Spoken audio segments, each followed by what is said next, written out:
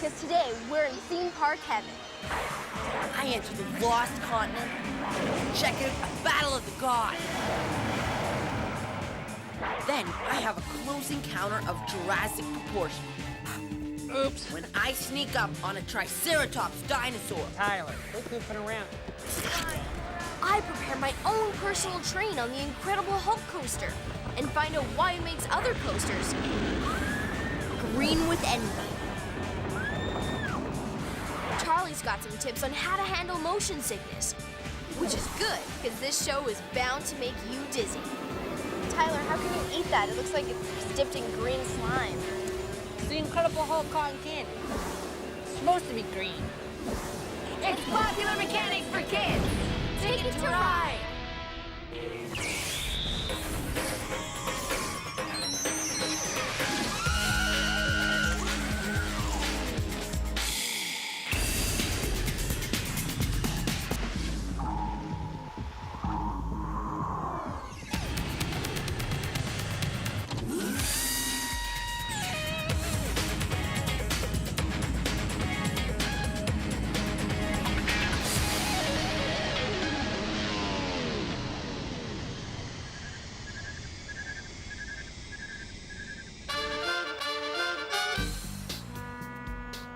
Hey, I'm Tyler, and we're at Universal Studios Islands of Adventure.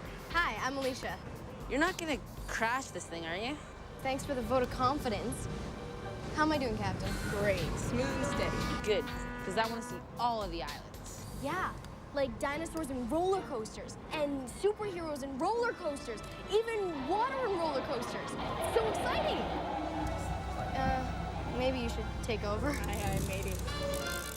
Today we're going behind the scenes to see technology at work here at Islands of Adventure. And of course, we get to experience the results. Did you know they use the water from this lagoon for most of their attractions? They spray you, splash you, and soak you with it. One attraction uses so much water, it needs its own reservoir. That's right there at Poseidon's Fury on the Lost Continent. Welcome, dear viewers of Popular Mechanics for Kids. Call me Keeper, for I'm a keeper of tales of times of old at Poseidon's Fury. Reaching. No creature is insignificant, Poseidon. Silence! Time to put you out! At the Poseidon's Fury attraction, the gods fight each other with extreme weapons. Fire and water. It's the middle of the night. Everyone's got home. I'm here to meet the real keeper of Poseidon's Fury. Tyler, you can see right now we're down for maintenance. There's no water in the pool. Come on, let's go inspect these water cannons and flame effects. I'm going to see how they do the most spectacular special effects in this park. During the battle, Zeus uses fireballs and huge flames to fight Poseidon. If you so crave a kingdom to rule, then rule it! Those flame effects are made with these flamethrowers. Each flame uses natural gas. There are tubes and cylinders for different flame effects. And Zeus's weapon of choice? A giant fireball. It comes out of this large cone. But Zeus is only half the story. After all, this is Poseidon's kingdom, so the show also uses water bombs. How do they make the water explode way up into the air? They put these tubes under the water and blast air through them. Add lights and sound effects, and you've got one spectacular battle. Let me show you this rain screen. This is how we make the screens that the film projects on so the audience can see it. The way it works is we pump water into this box. On the bottom of the box is an orifice plate with hundreds of tiny little holes drilled at just the right size and just the right spacing. So when the water comes out, it makes a sheet. Cool, huh? Cool. Yeah. Come on, let's check out the tech booth. So Tyler, this is the control room. Normally everything runs automatically by computer, but we can put it in manual mode and test effects one at a time. Push that button. Cool.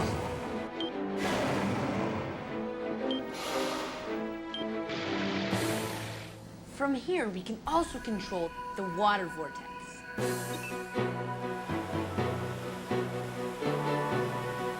water vortex is created when water whirls toward its center, like when you pull the plug in your bathtub. In a bathtub, gravity creates the vortex. Here, 6 powerful pumps do the job. They shoot water at over 100 miles per hour. That's enough water pressure to fill a swimming pool in a few seconds. Incredible! Exactly, Tyler. That's the whole idea.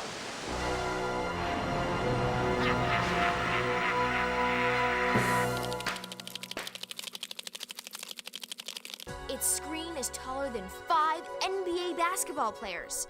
This is IMAX. What's behind the giant screen?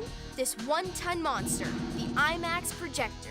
The huge film it projects is more than 4 times bigger than the film in a regular movie theater.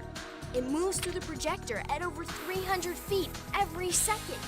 The special xenon bulb that projects the picture is 1,000 times stronger than a regular light bulb and needs a special cooling system. A cushion of air holds the film in place as it runs through the projector. It touches no part inside the machine, so it doesn't rip as it whips through. This beast of a machine has got to be gentle. IMAX prints cost over $50,000 each. Go PMK on the web and find out what makes a tornado happen as I get blown away at Universal Studios Florida. Then use the Charlie machine to make your own tornado in a box. It's only at pm4kids.com.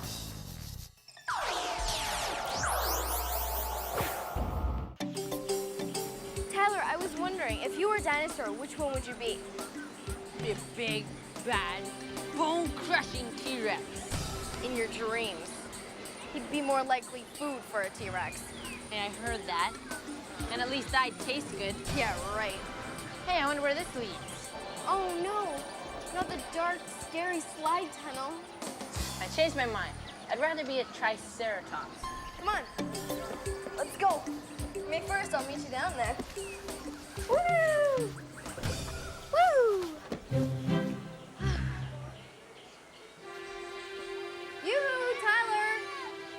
Tyler! Where is he?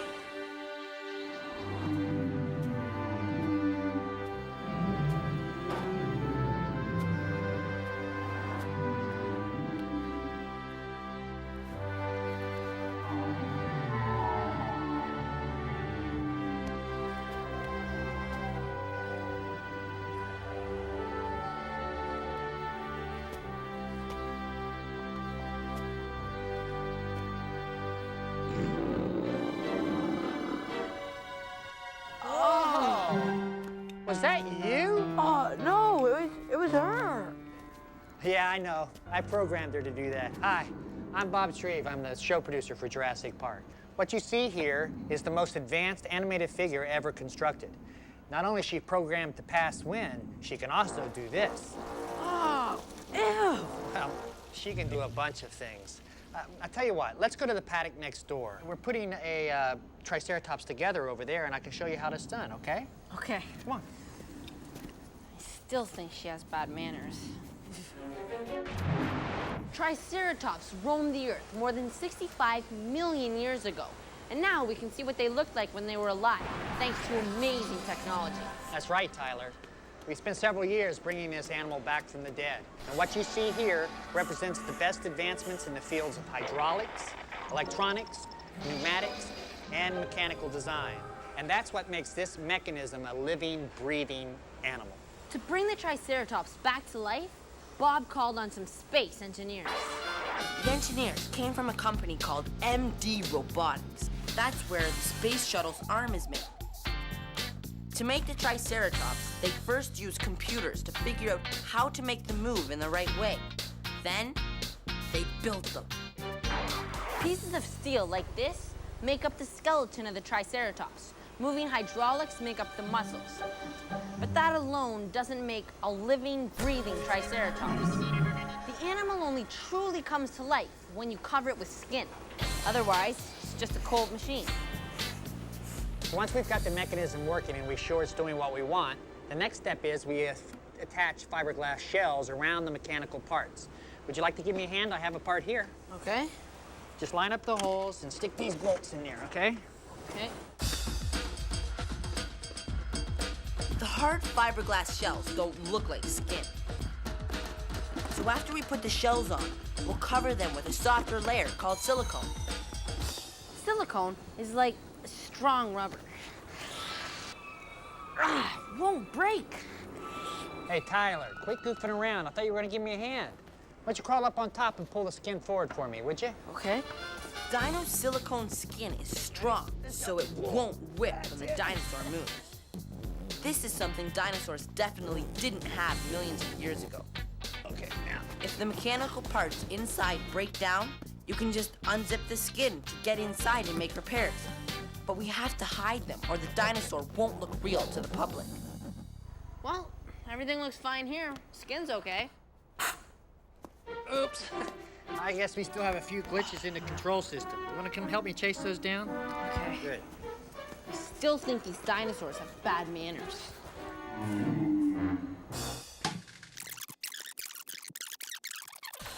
You think this is the ultimate thrill ride? What about a trip into space? For real! A company is gearing up to offer trips into space to anyone who has the money for a ticket. You'll train for 6 days, get fitted with a crew suit, and finally blast off into space in a specially designed rocket shuttle, reaching 100 kilometers or 60 miles above the Earth's surface. You'll be weightless for a whole 2.5 minutes. Another plane will carry the shuttle to 50,000 feet. Then the shuttle blasts the rest of the way on its own small rocket. The flights don't get started for a few years, which will give you a chance to start saving up. Tickets are $98,000 each. Hey, quit it! In a few minutes, the fun continues with Tyler and me at Islands of Adventure. But first, we're heading far north of Florida for a Charlie tip. He tries to hold down his breakfast at an amusement park in his hometown.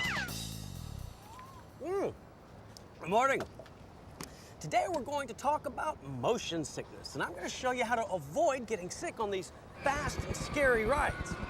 Now, I know I've had a big breakfast, but that's okay because it says right here that it's okay to eat an hour or two before riding. Just don't drink any coffee, tea, or soft drinks because they contribute to excess stomach acid, which could make you nauseous. But also don't eat any egg yolks. Well, and avoid candy at all costs because the sugar will make you hyperactive. Well, this should be fun.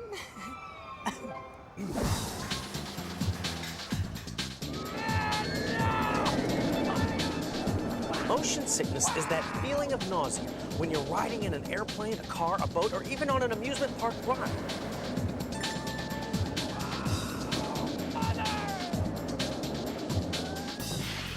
That wasn't so bad. You know, it turns out that roller coasters are actually the ride that you're least likely to get sick on. That's because they don't repeat the same motion over and over and over. It's the rides that push you back and forth and toss you around and spin you around and around that are the worst, like this one. No problem.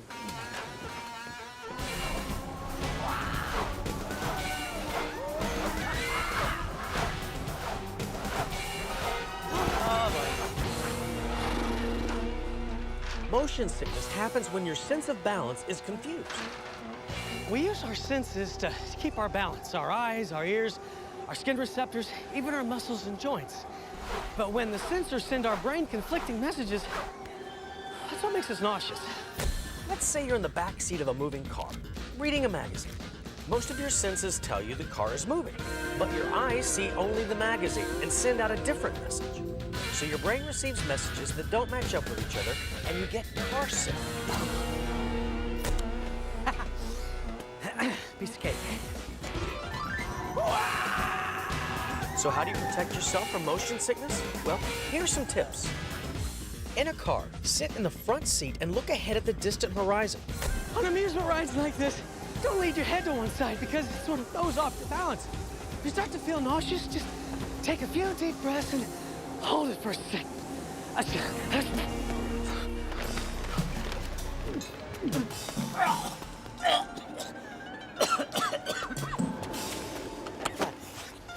Now, there are things you can eat before you ride that will help cut down on the amount of nausea. Things like oatmeal, breads, and muffins. All of these things help absorb the extra stomach acid.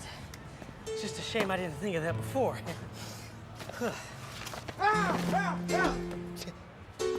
Stop! That's all the time we have for today, folks. I'll see you next time. Hey, bye. Hey!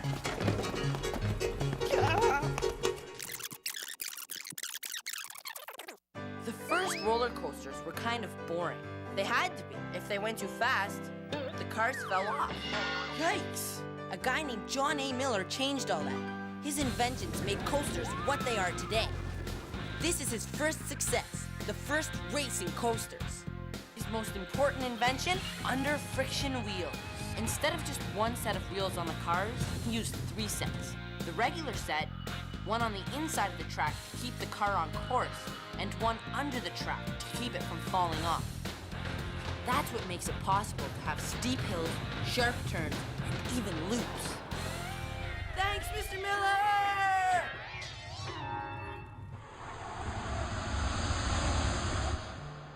It's early morning at Universal Studios Islands of Adventure. Guess what? I woke up really early to be the first one on the Incredible Hulk coaster. A ride with muscle power. Hi, Alicia. Hi. This may be the scariest ride you've ever taken. Well, this is Mark. He is the real Hulk. He and his team designed and built the Hulk coaster. Oh, your lungs ready for this? I am up for the challenge. This is my train. Yeah, I'm gonna stay down here and inspect the wheel systems. You head up and meet Jay and get the rest of the train ready. All right. Hi. Oh, good morning, Alicia. How are you this morning? Good. We thought we would set up a lipstick camera for you so we can watch your reactions on the ride and you can save this for posterity. Ah! Just practicing. This ride, you won't need any practice. Come on. Mark has finished the daily inspection. So let's put this train back on track.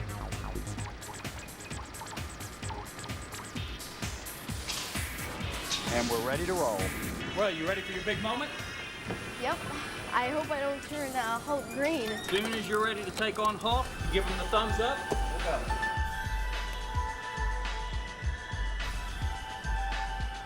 A typical coaster is predictable.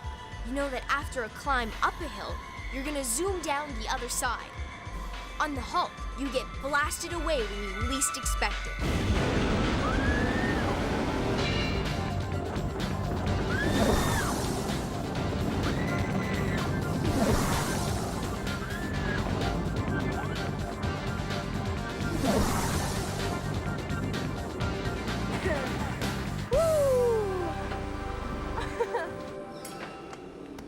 That was so amazing. And you're not even green. I'm not green. I am fine.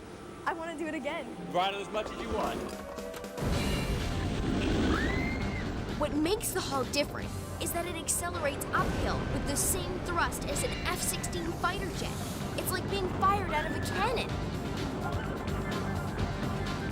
In another part of the ride, I thought it was crashing in the water. But it's actually 12 water cannons that create the illusion. What makes it all go? Well, you can forget about plugging it in. The heart of the Hulk is in here. It runs on 4 loud generators that can power a small city. That's 12,000 homes. The generators powered these wheels on the track. The wheels shoot the train out of the launch tunnel like a bullet. In this room is the brain of the Hulk. The wheels that launch the train are controlled from here. Each wheel has its own motor. Alicia, the Incredible Hulk releases its energy through 220 motor controllers. Each one of these cabinets contains individual computers like your PC at home. The train's weight changes every time new people climb aboard. The computers adjust the motors to the train's weight. That way, the wheels release just the right amount of energy for a smooth blast-off. There it goes. Wow. Taking off. Thank you very much, Mark. Do you want to come with me? I'd love to. I love All riding right. the Hulk. Okay. And here we go.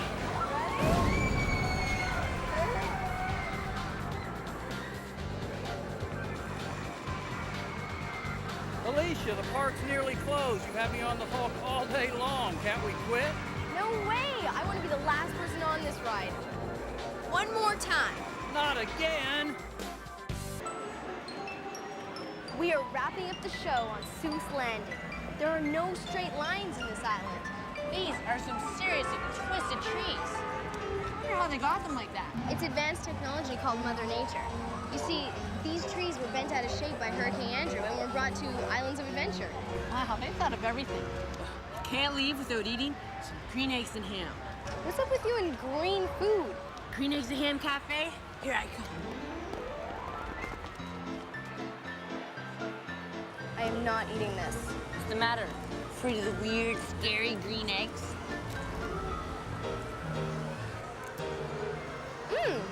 It's actually really good. I told ya. Just another adventure for me here at Islands of Adventure, I guess. You know, with all the technology I learned today, I think I'm gonna start my own theme park. Catch you next time. Unpopular mechanics for kids. Bye.